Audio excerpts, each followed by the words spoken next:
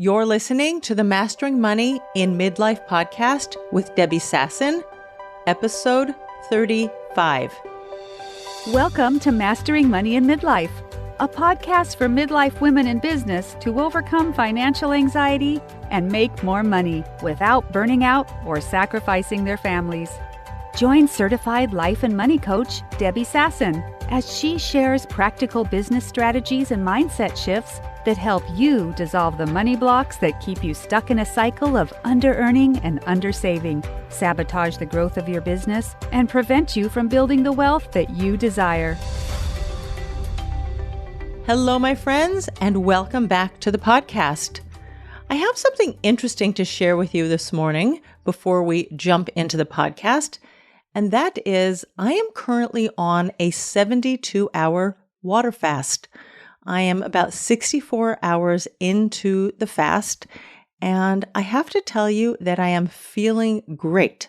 My mind is sharp, I'm focused, and this is a very interesting experiment that I'm doing with my mind and my body and my health. I've done 3-day fasts before. I did a couple when I was a teenager, and it was all because of body shame and the way I was viewing my body. 10 years ago, I think I did a 2-day fast. It's always something that I knew that I could do. And because of my religious practices, there are 12-hour and 24-hour fasts that happen during our calendar year. And I don't have a problem with fasting. But I decided on Sunday, today's Tuesday when I'm recording this podcast, I decided actually Saturday night after the Sabbath, after Shabbat, to embark on this fast because for the last 3 weeks, when my parents were in town, we ate all the things, all the restaurants, and I was not taking care of my body, and I really wanted to do a reset. And I remembered from back in the day when I was a teenager, and obviously when I'm 59 years old, my body does not react the same way it did when I was a teenager. But I knew that it was a way that I could reset my body, my health, and the way I manage my health going forward. And I believed that I really needed to do so. I will also say that when I was a teenager, and I think also in my 20s I did this, but back in that day, it was always from a negative place and a negative perception and feeling about my body. And now my mindset has completely shifted. And even last night when I was going for a walk, because I also got a Fitbit for my birthday. My birthday is on the 24th of July, or on the Hebrew calendar of Av, it's the 3rd of Av. That's just coming up in a few weeks. Feel free to send me a birthday card on my birthday. I'll be so happy. But I decided that as I'm approaching my 59th birthday, I want to track my steps because sitting at my desk all day, meeting people on Zoom is a very sedentary life. I do spinning here and there, and I do go weightlifting 3 times a week, most weeks, but I did feel like I was getting a bit of that blogger's butt that they call it, like I've been feeling that my hips are expanding. I wanted to take my health more seriously as I move into my 59th year. So I embarked on this 3-day fast and I got a Fitbit. I went walking. And as I was walking last night to make my 10,000 steps, because it was really shocking how little steps I take during the course of the day, I did go out for weightlifting yesterday morning, but I need more cardio in my life. And as I was walking, I was just repeating to myself, I love you. I'm doing this because I love you. I approve of you. And really focusing on the fact that my health is so important to me. My body and my mind are my 2 most important assets for me, for my functioning, for my family, for my business, and for you, my podcast listeners who are listening to me. And as I was walking, I was like, oh, I'm going to talk about protecting and perhaps even growing the 5 most important assets in your business. We're going to talk about your brain. We're not going to talk about your body. We will talk about your nervous system, which is part of your body. But let's dive in and talk about how you can protect the 5 most important assets in your business. The first asset that we're going to talk about is money, because I love to talk about money, and a business is here in existence to make money. You want to be a profitable business, and even if you're running a nonprofit or a not-for-profit business, you rely on income coming into the nonprofit so that you can distribute it to people that you are funding with your nonprofit. Money is part and parcel of a business, and you want to protect your money in your business. That doesn't mean that you're going to hold on to it and have this scarcity approach to your business. So let's talk about some things that you can do. Number one, you want to separate out your personal money from your business money. And I see this regularly with my clients. There is no shame. There's no judgment. If you have not yet separated your personal income and expenditures from your business and income and expenditures, this is the sign that it's time to do it now. When you have this like fogginess or fuzziness, even fluidity between your income for your house and income for your business, it's hard for you, maybe even impossible for you to measure whether your business is profitable. It's difficult to know if you are meeting your income goals and your projections for your business if you're taking out money from one bank account to go pay for the groceries or to pay for the electricity bill. When you have complete separation, like Chinese wall separation between your business and your personal life, you know if your business is profitable or if it's not profitable. You know where you're spending money in your business, and you can question whether you want to keep those business expenditures. Do they make sense or do they not make sense? A few years ago, I was working with a client, and they had so many subscriptions to different online platforms, whether it was an email platform or a podcast platform or a something or other else platform, and they were spending double and triple, for the things that was going on in their business. And by getting the clarity and separating things out, they were able to cancel a lot of these expenses, unnecessary expenses, and subscriptions. They were also able to make decisions. Do we want to continue? We see that this particular service is costing us X dollars a month. Is there a better way that we can do it? Do we want to spend more and get a higher level service? Or do we want to reduce the expenses and maybe bring it in-house? Some of them, for example, they brought in-house, and they were able to create a very profitable business by separating things out and focusing on what they wanted to keep in their business and what they wanted to delete or what they wanted to exchange up for something else.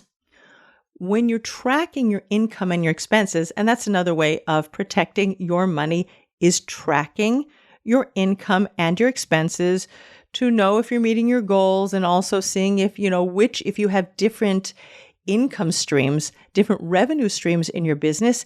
It also helps you see where your profit is being generated, and you can decide maybe there are things that you're doing in your business that are not highly profitable, and they're taking up a lot of time because you have to market them and sell them. And then it also gives the opportunity or the option of stopping certain services or products that no longer make sense for your business and the future profitability of your business. It also just creates like calm and awareness and centeredness in your nervous system. And we're going to be talking about nervous system. That's asset number 5. One of my clients celebrated in June that his business income was finally more than his business expenses. Now, we're talking about a business that's only 6 months old. And if you've been following me for any time, you know that I have no negative thoughts on debt, especially for your business. We borrow money to invest in our business, to grow our business. And over the next, whether it's year, 2 years, 3 years, however long your business takes, the goal is to become profitable. And there are times that we need to run with some debt in order to up-level, upgrade, and grow our businesses. But knowing your numbers, tracking your income, tracking your expenses gives you that clarity, that headspace, And it gives you the opportunity to celebrate, right? If you don't know when you're finally making profit in your business, you're going to miss this tremendous opportunity to celebrate your business and your business growth and all the profitability. So make sure that you're tracking your income and your expenses. It's not to beat yourself up, but it gives you choices. When you know where your money is, you can choose different things. You can choose to continue what you're doing. You can just hang on because you know that this is just one step and the next step and the next step in growing your big, beautiful, profitable, wildly successful business. Protect your money by keeping your personal and your business money separate and tracking your income and expenses. And the last way to protect the money in your business, you know I've talked about it before, is set goals for your business. Because that's the way you're going to know if you're on track or not. You have an income goal. You might have an expense goal. The idea is to keep your expenses below your income over the long term. Make sure that you're setting money aside for your wages, for your salary. You are in business to fund your personal life. Your personal life is not here to fund your business for the long term. Again, if you need to borrow money from savings, or if you've got some investments and you want to take money out of your investments to invest in your business, that's fine. But make sure that you're tracking things and setting goals so you know if you're on track or if you're not on track. Now, one other fun thing that my client and his wife, I work with both of them together, another thing that they did for their money and to protect their money is they made for themselves a no-spend challenge. That was what they did in their personal life, and they did that for two reasons. The first one was they didn't want to put unnecessary and undue pressure on their business to produce income. And the second reason is that they have vacation plans for July and August, and they wanted to take any extra money that they would have spent on pizzas or fast foods or going out or doing all the things that they could have done. They wanted to save extra money in June for their holidays in July and August. Again, make sure that you are protecting your business assets and knowing what you want it for, because as his business is now able to pay a profit over to his personal life, he can also use that and add it to the vacation fund. Give your money a goal, give it a purpose, and go out and serve your people and make more money. Okay, asset number 2 is your clients. If you want to protect your assets, delight your clients. Give them all the sorts of things that you would love. And I don't mean here overstepping your boundaries, and we're going to talk about boundaries. And I don't mean people pleasing, but you know your clients. You know how you can serve them. You know how you can serve them on a better level and give them more than they expect. Over deliver. You can give them little gifts. One of my clients, Malka Klein, she is an amazing artist and calligrapher. She was recently hired by Dior to hand calligraph invitations for an exclusive event that Dior was running. Dior doesn't need to hand calligraph invitations, but by having it was probably written in gold. I know that Malka does gold foiled wedding invitations. She was able to create on behalf of Dior just a beautiful, exclusive experience for an upcoming opening, an upcoming event that was created by Dior to delight their clients. It's those finishing touches, that special thing, that je ne sais quoi, that just delights your people. And when you're thinking about them, and you're always having them in your mind and how you can serve them better, what can you offer, what can you produce for them, these people, the clients that you have now, will be your best emissaries and ambassadors for your business. And I don't mean that in a graspy way, like I'm going to people please them so that they will, share my name and refer me out. No, it's just like you being aware that when your clients are well served, they're going to share that information because we're all looking for good services.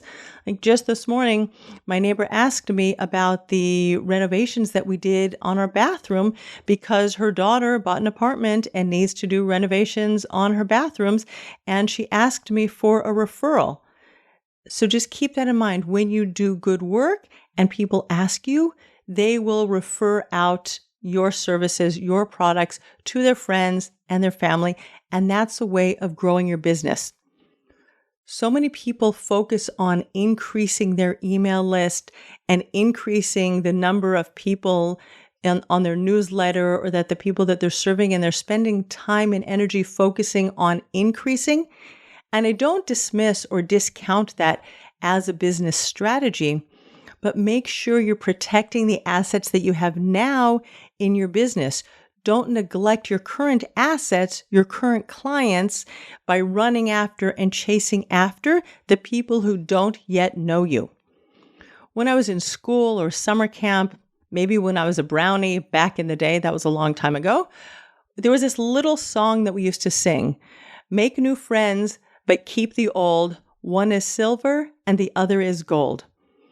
Think about your current clients as your gold. The new people are silver. They haven't yet been alchemized into gold, but make sure that you're focusing on the people who are already in your orbit, who are already in your network, because those are your best emissaries and your best ambassadors for the work that you do. Asset number 3 is your time. Time is a non-renewable resource. The 24 hours that you have today, or even the next 1 hour that you have in your business, is never going to come back. And you want to protect your time.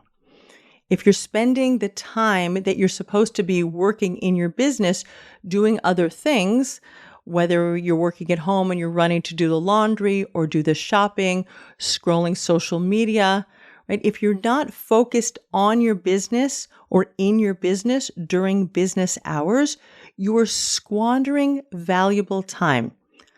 That doesn't mean that you shouldn't be using your time to also rest your brain and your body, and we're going to talk about that, but I encourage you to set boundaries around your time. I was speaking with one of my clients recently about setting a boundary around 8 hours of time in their business and focusing on business activities during that time. And we even broke it down by, on like the first day of the week, I can just focus and think purposefully on 2 clients. And then that would be like Sunday, Monday, Tuesday, Wednesday, Thursday. That's the schedule we work in Israel, from Sundays to Thursday. We don't work on Fridays. And you could create boundaries around which clients you work on, which hours of the day you work on them, whether you're meeting in person in Zoom, whether you're preparing proposals, or you're doing work for them. It could be that you're a social media manager and you have to put certain hours of the day aside for different clients. Whatever it is, think about your boundaries like guardrails. Guardrails on the highway, it could either be like a fence down the middle or those fences on the side of the highway. The guardrails are there to reduce the risk of serious accidents.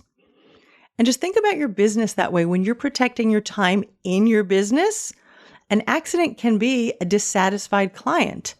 An accident can be you're not putting your highest value thinking into the work that you're doing with your client.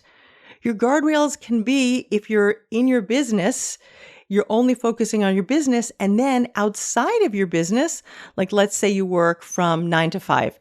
I know that's an old school model working in like corporate America, but we use it as an example. At 5 o'clock, you go home and you don't think about your business. Remember once upon a time, not so long ago, there were no smartphones, there was no computer, there was no email, there was no Zoom, and people went on vacation, and they were on vacation for 2 to 3 weeks net.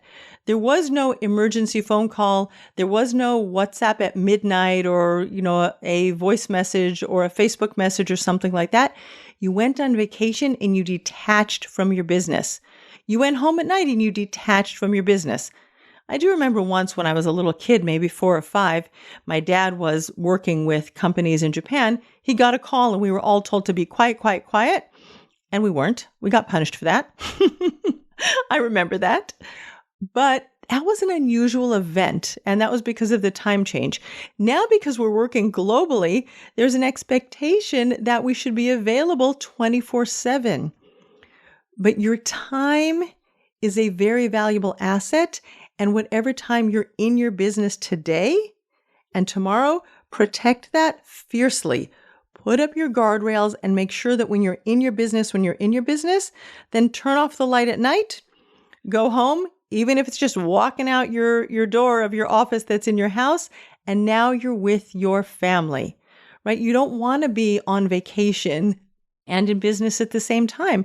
It's not a healthy relationship. Or maybe you're going to have a little bit of time that you want to check in, post your beautiful beach pictures on social media, whatever it is, but guard your time fiercely.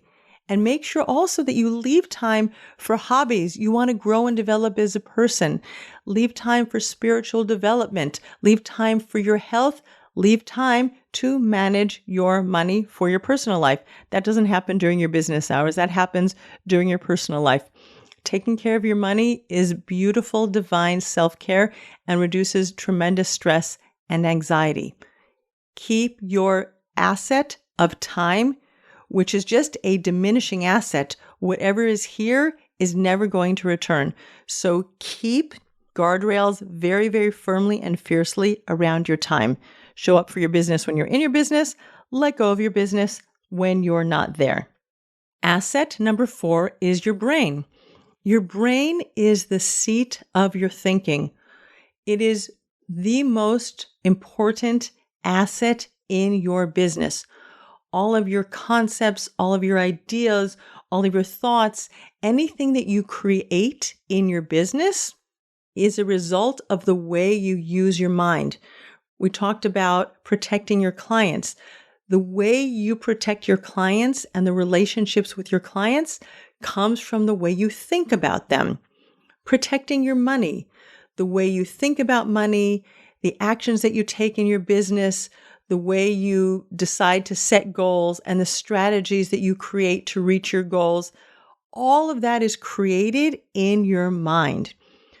The sharpness of your thinking and the depth of your thinking is all seated in your brain and in your mind, and you want to make sure to take very, very good care of that. The first thing that you want to do is get rid of all of the useless, negative, unhelpful thoughts in your brain. I don't know if we can actually get rid of all of them because most of our thinking is actually negative. But what you can do, and I recommend you do this every day at the top of the day, and if you can't do it at the beginning, do it in the middle, that's also okay, is do a thought download. Download all of the thinking, the negative thoughts that you have in your brain. I'm never going to be successful.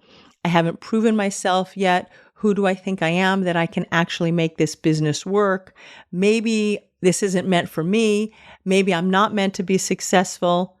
No one is ever going to buy my product or my service at that price. It's so much money. Who do you think you are?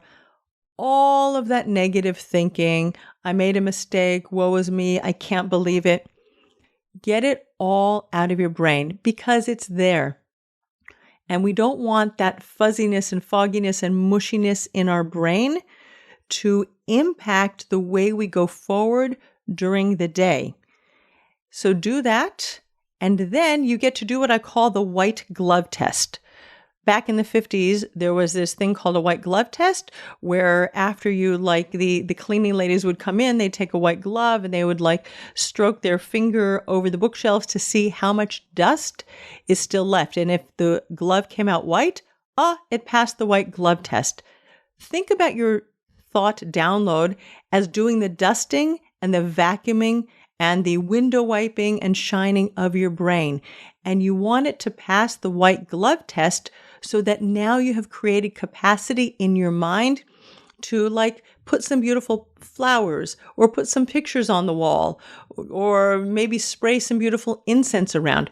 We don't want to put the beautiful things on top of the negative things because the negative things are still going to be there and that's going to create resistance. So first you want to pass that white glove test, and now you can start to think about your business on purpose.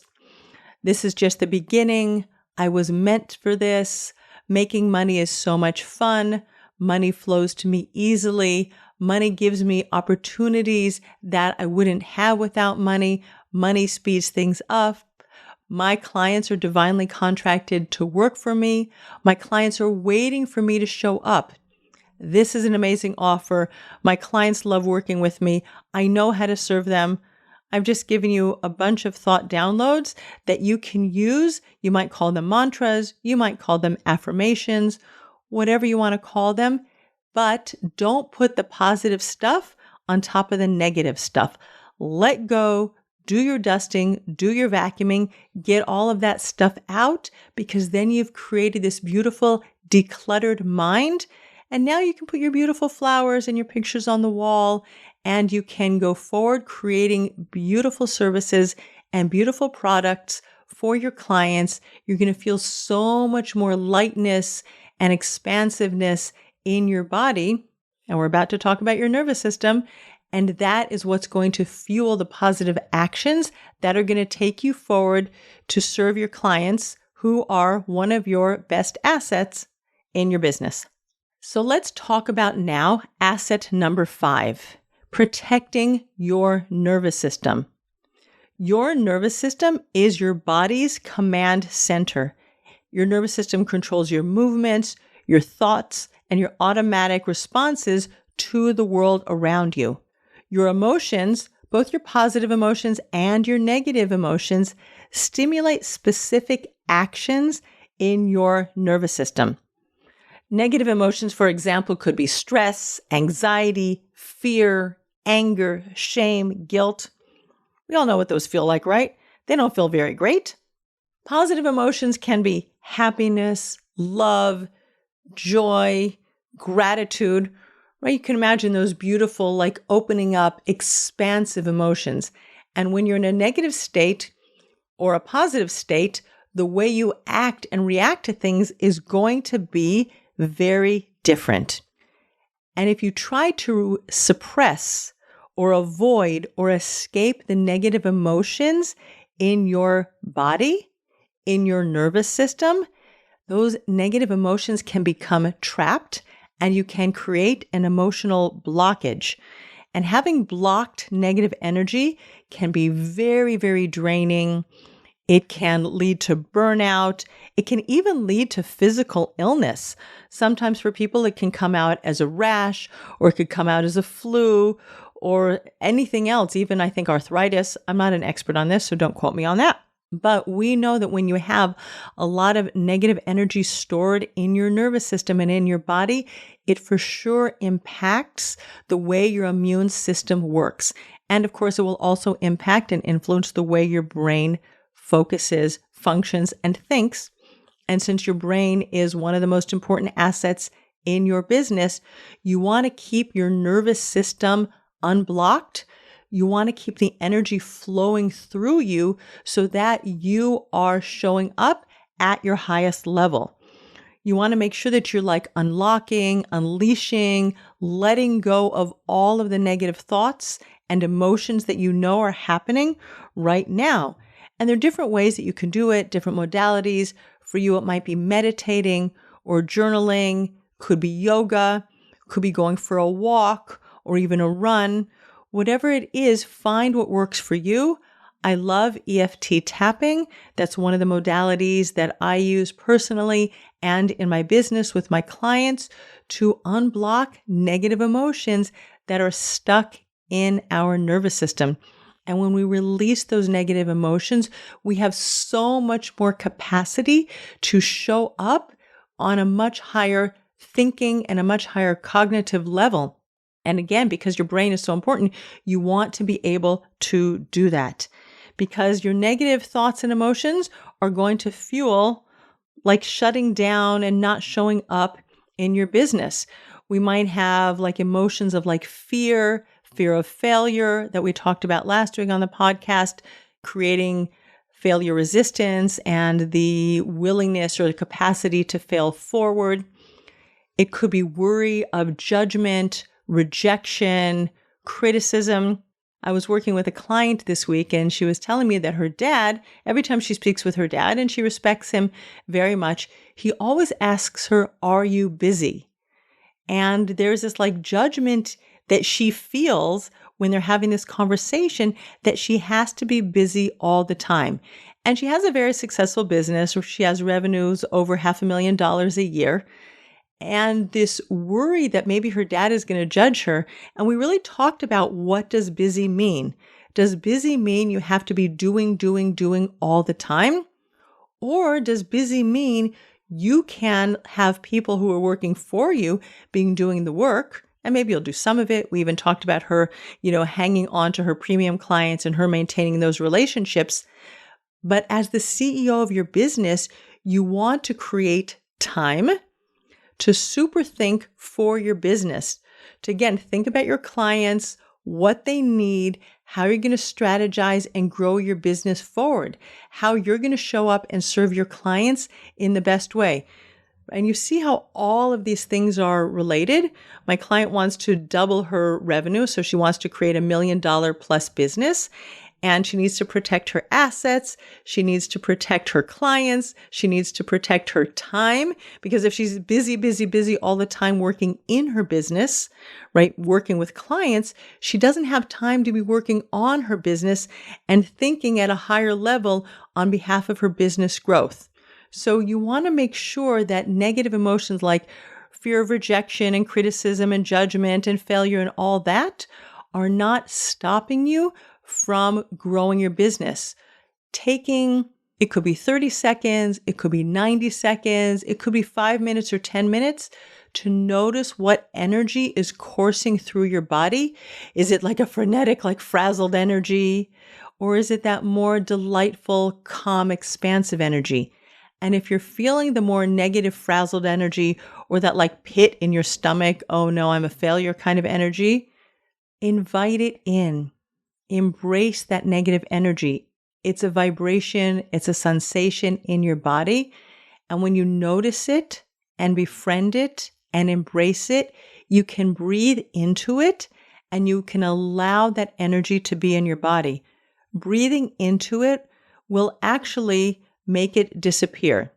Might not disappear all the way, but a lot of times if you just focus on where that negative energy, that frazzled, frenetic, maybe constriction in your chest or like heaviness in your gut, when you breathe into that, maybe it's 10 minutes, but really spend time focusing on it. And this is where yoga and meditation can be so helpful. Those negative emotions dissipate. They dissolve. They might not go away forever. And that's why I invite you to befriend them and invite those negative emotions to come along with you. But creating safety in your nervous system and allowing those emotions to be there without shoving them under the carpet, without suppressing them, without ignoring them or avoiding them. Right? So many of us have been taught, oh, it's okay, just like keep going. But those negative emotions don't go away. So breathe into them. We don't want you to hit burnout. We don't want you to become physically ill.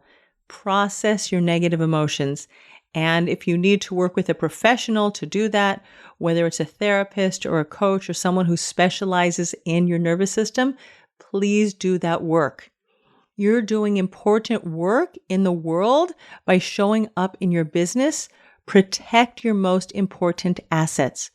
Protect your brain, protect your body and your nervous system, protect your money, protect your time, and protect your clients. Those are the 5 most important assets in your business. And if you want to keep growing and thriving, make the time to focus on all of them and then keep going out there, serving your people, making more money, and building long-term wealth. As one of my favorite clients, my dear podcast listener, if there is something that you want to hear on the podcast, I want to protect my relationship with you. Please send me an email, Debbie@DebbieSasson.com, and let me know what you would like me to cover on the podcast. Thank you for being here today, and I look forward to seeing you again next week. Bye.